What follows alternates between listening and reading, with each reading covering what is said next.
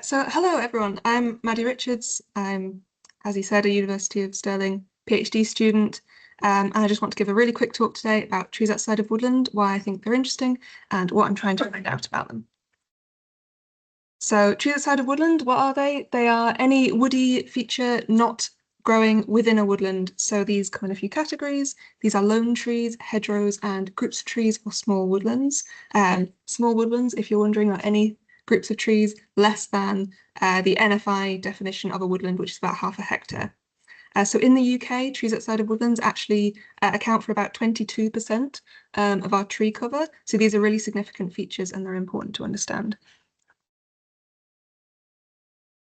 So why are they interesting? They're interesting for many reasons. They're important habitat, they're keystone structures in the landscape, and they contribute a number of different ecological services. But the reason I'm interested in them is because they may be contributing to our woodland ecological networks. So ecological networks, very quickly, are very important. They allow species to move between different areas of habitat, and that's really important, especially in this country, because our woodland habitat is quite limited.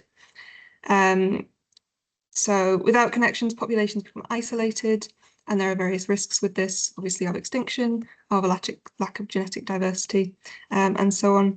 So trees outside of woodland could be acting as these connecting features in our ecological networks, and acting as corridors and stepping stones, as you can see. It's important also to realise that connectivity means different things for different species and different taxa. So ancient woodland plants, we know that they require a new woodland to be adjacent to an ancient woodland in order for them to colonise it, and this can take a long time.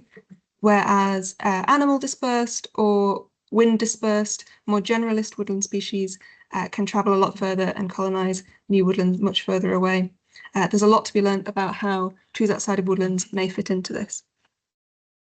So my research is part of the WREN project, that's the Woodland Creation and Ecological Networks project, and very briefly they use a suite of sites across in England and in Scotland. The ones that I'm researching are mostly in Scotland, and these are of known age, so we know how old they are, and they are looking at a variety of different variables such as age, size, and heterogeneity to determine how they contribute to these networks. I'm particularly looking at a few different taxa with different dispersal abilities. So last year I did pitfall trapping for ground beetles.